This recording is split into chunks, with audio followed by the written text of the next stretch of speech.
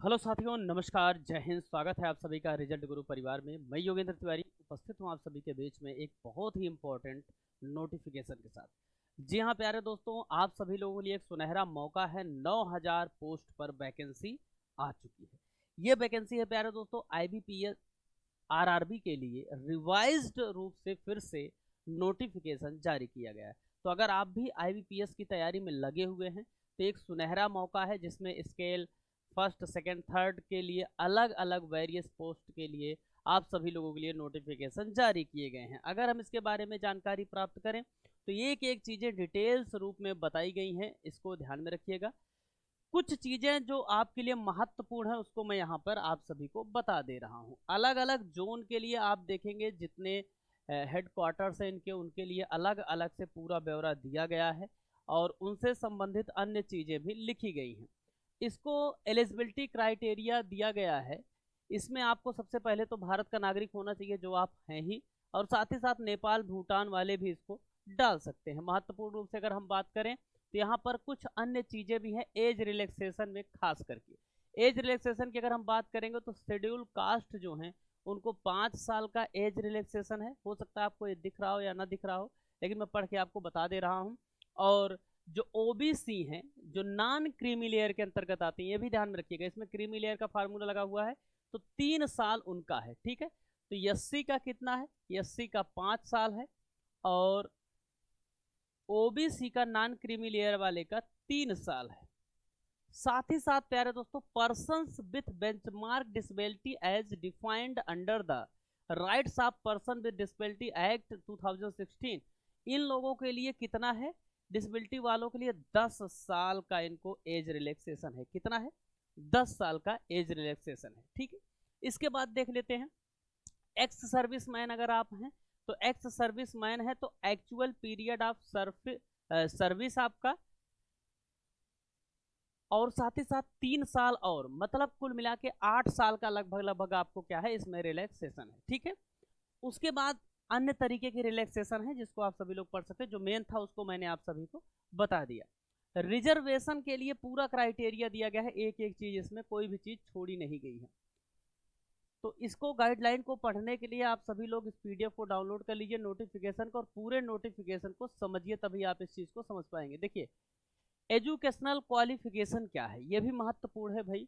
Qualification क्या है और इसके बारे में पूरी डिटेल दी गई है। देखिए, ऑफिस असिस्टेंट जो है, मल्टीपर्पज के लिए अगर आप अपॉइंट होते हैं तो bachelor degree in any discipline from the recognised university और इट्स इक्विवेलेंट। ठीक है ना, इसको ध्यान में रखिएगा। बैचलर डिग्री आप सभी के पास होनी चाहिए। ठीक है, उसके बाद क्या? Proficiency in local language as prescribed by the participating RRBs. जिस आरआरबी में आप पार्टिसिपेट करने जा रहे हैं वहां की लोकल लैंग्वेज के बारे में आपको जानकारी होनी चाहिए। Desirable working knowledge of computer, computer की आपको जानकारी होनी चाहिए।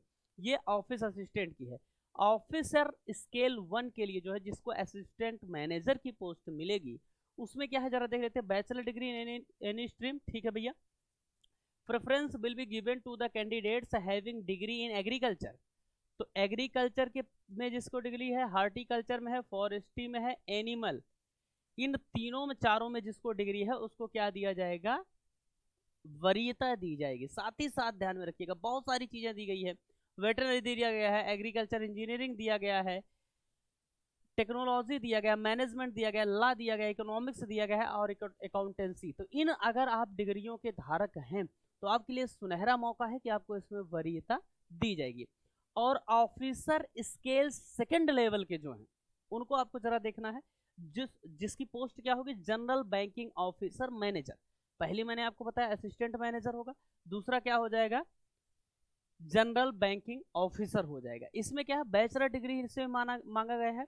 साथ ही साथ इसमें 50% मार्क्स का क्राइटेरिया भी लगाया गया है, इस बात को ध्यान में रखना है। ठीक, फिर officer scale second specialised officers manager की पोस्ट, ये भी है आप सभी लोगों के लिए।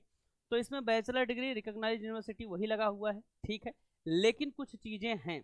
बैचलर डिग्री जो आपकी होनी चाहिए किस में होनी चाहिए? इलेक्ट्रॉनिक्स में होनी चाहिए, कम्युनिकेशन में होनी चाहिए, कंप्यूटर साइंस में होनी चाहिए, या इंफॉर्मेशन टेक्नोलॉजी और its equivalent with a minimum of 50% marks in, आपका जो भी एसोसिएटेड सब्जेक्ट है उसमें मिनिमम 50% मार्क के साथ आपको क्वालिफाई होना चाहिए, ये भी याद में रखिएगा। और डिजायरेबल मतलब अन्य चीजें कौन सी चाहते हैं आपसे, certificate in ASP, PSP, C plus plus आपको जानकारी होनी चाहिए, जावा, इन सब की जानकारी होनी चाहिए, मतलब कंप्यूटर की आपको अच्छी खासी नॉलेज है। भाई आप मैनेजर बनने जा रहे हो, सीधी सी बात है ना, तो ये आपको ध्यान में रखना। कुछ चीजें और मांगे, जैसे ऑफिसर सेकेंड स्केल के लिए क्या है, 1 year in the relevant field, इस फील्ड में आपको 1 साल का अनुभव होना चाहिए, ठीक है ना।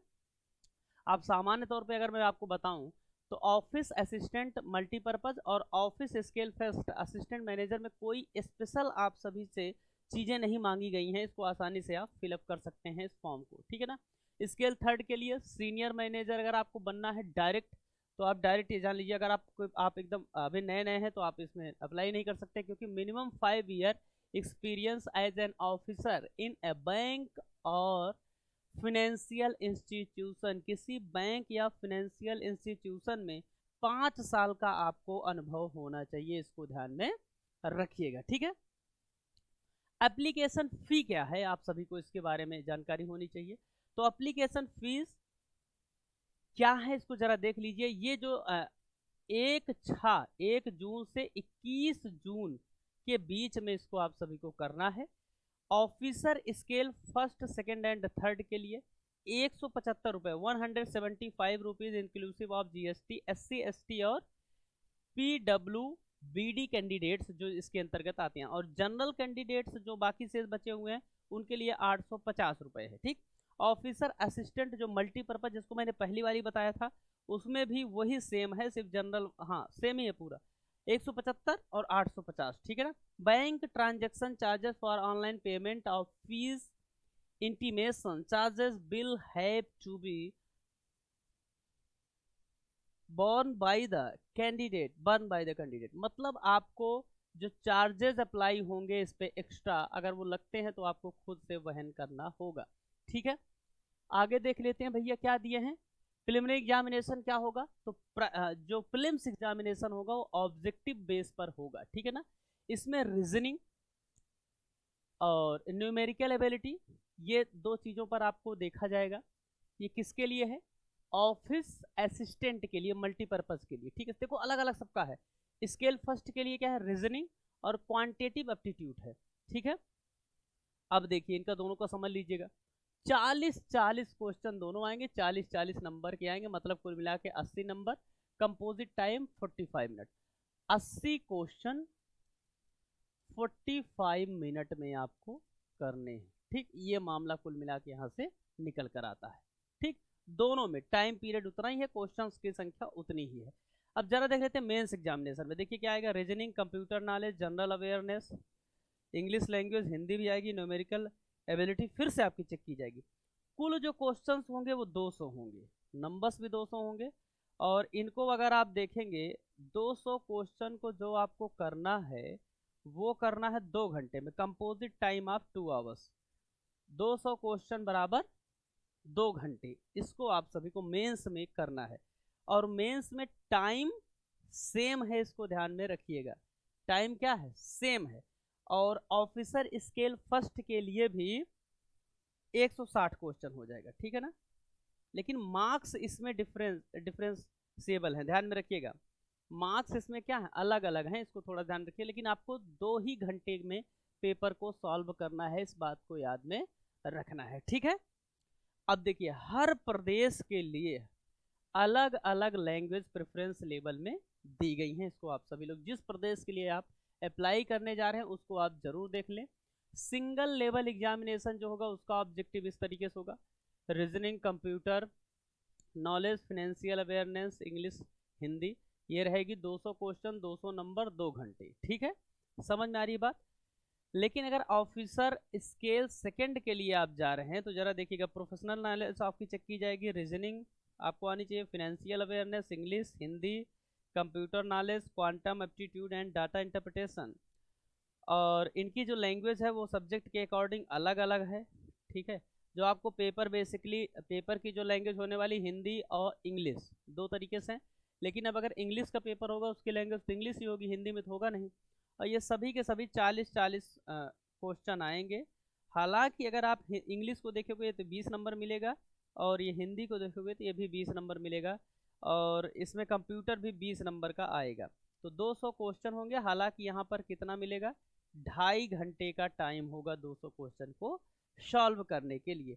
इस तरीके से पूरा ब्यौरा इसका दिया गया है। तो किस तारीख इसकी लास्ट डेट है, ये महत्वपूर्ण रिवाइज्ड एक तरीके से नोटिफिकेशन जारी किया गया 9000 पोस्ट के लिए। तो सभी लोग, अगर जिसने अभी तक इसको अप्लाई नहीं किया है तो यथाशीघ्र, आपके पास समय बहुत कम है, फटाक से जाइए और अप्लाई करिए और परीक्षा की तैयारी करिए। हमारी तरफ से बहुत बहुत शुभकामनाएं आपको। चलते हैं, बने रहिए हमारे साथ। शुक्रिया, जय हिंद, नमस्कार।